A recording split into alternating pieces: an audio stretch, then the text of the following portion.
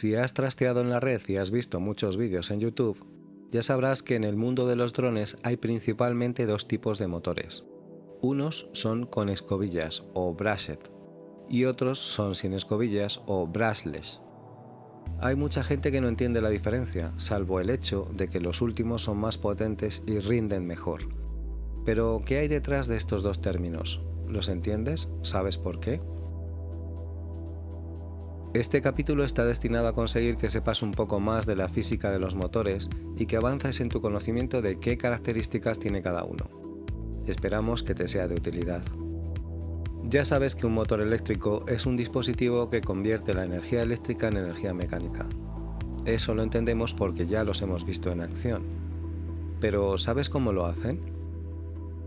El genio británico que hizo posible este milagro se llamaba Michael Faraday.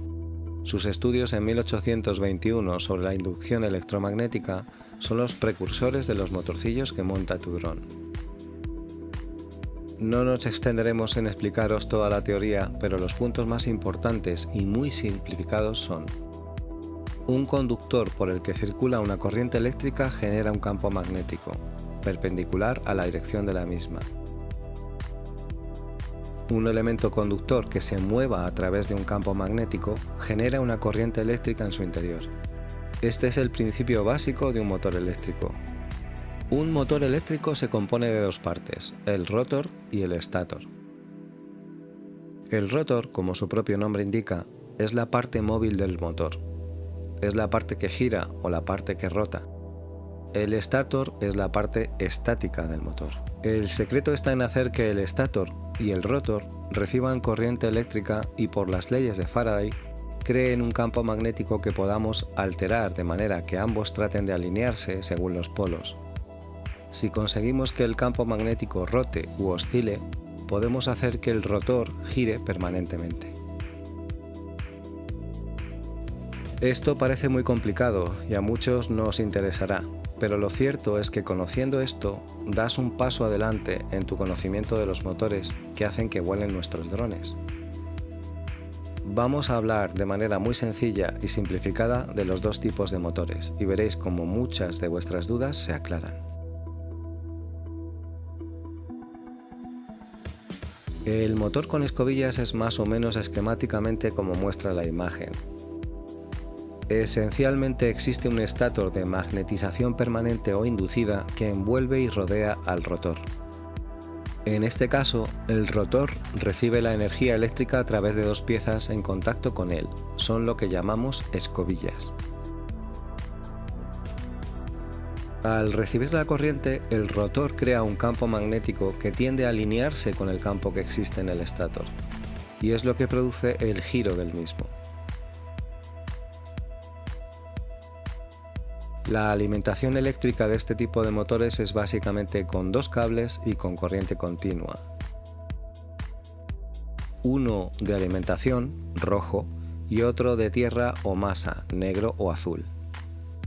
Ya estáis suponiendo el inconveniente que representa que una parte mecánica proporcione el efecto de inducción. Las escobillas se gastan, se deterioran con el uso y el motor acaba fallando.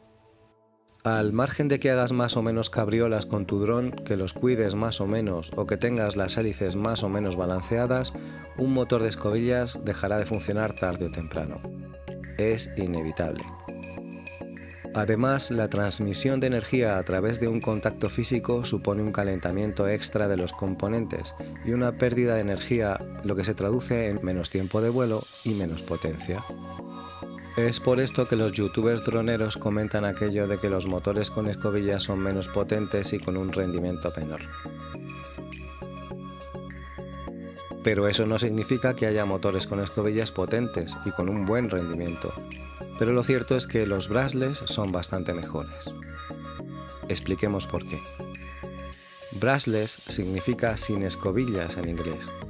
En este caso no existe un componente mecánico que proporcione rozamiento o contacto entre el estator y el rotor, lo que significa que la pérdida de energía es mínima, que el rendimiento es mucho mayor y que la potencia eléctrica está mejor aprovechada. No hay pérdida de energía mecánica por rozamiento ni desgaste aparente de las partes móviles. El esquema de un motor brushless es un poco más complicado que el anterior. Las bobinas, o sea, las espiras de cobre, se hallan en el estátor, pero tienen una disposición un poquito especial. Y la carcasa que contiene el rotor tiene unos imanes permanentes muy potentes de un componente que se llama neodimio. Para hacer funcionar estos motores necesitamos que las espiras del conductor reciban la corriente para crear un campo magnético con el que el rotor tratará de alinearse según los polos. Pero si variamos la polaridad de la corriente que reciben de una manera sincronizada con la posición de los polos del rotor, podemos conseguir un movimiento giratorio completo y permanente. Estos motores se llaman síncronos por esto. El movimiento del rotor está sincronizado con el cambio de polaridad de las espiras o bobinas que están alimentadas con corriente alterna. Los encargados de todo ello son los variadores. Los variadores o ESC por sus siglas en inglés son los encargados de sincronizar los cambios en el campo magnético de la espira de los motores brushless, de manera que los imanes permanentes se muevan para alinearse con estos campos. Esto es lo que origina el giro del motor, del eje y finalmente de la hélice. Fijaos que la conexión de los variadores no tiene los típicos cables rojo y negro de los motores con escobillas, tiene 3. No entraremos ahora en explicar en detalle el funcionamiento de los variadores, lo dejaremos para una serie más avanzada que haremos más adelante. Lo importante es saber que los motores sin escobillas o brushless necesitan de estos dispositivos para funcionar. El primer parámetro de importancia en un motor es el tamaño. Para definir esto, simplemente fijaos que todos tienen una forma cilíndrica más o menos achatada. En las descripciones de muchos de ellos os encontraréis 4 dígitos. Uno de ellos describe el diámetro del rotor y el otro la longitud en milímetros de un extremo al otro del eje. El segundo parámetro es más raro, se mide en kVs. Ojo aquí porque mucha gente confunde este parámetro con los kilovoltios. En realidad, la K representa al millar de vueltas por minuto y la V representa los voltios suministrados al motor. No os liéis, es fácil. 2500 kV significa que el motor girará 2500 vueltas por cada minuto y por cada voltio suministrado por el sistema. O sea, con una batería de 11,4 voltios proporcionará 28.500 vueltas por minuto. El consumo del motor y el empuje que proporciona en función de las hélices son los siguientes parámetros, pero estos solo los puedes saber si tienes acceso a la ficha técnica del fabricante, y es de interés solo para aquellos de vosotros que penséis construir vuestro propio dron. Para este curso de iniciación no entraremos en estos detalles, lo dejaremos para el intermedio. Y esto es todo por ahora.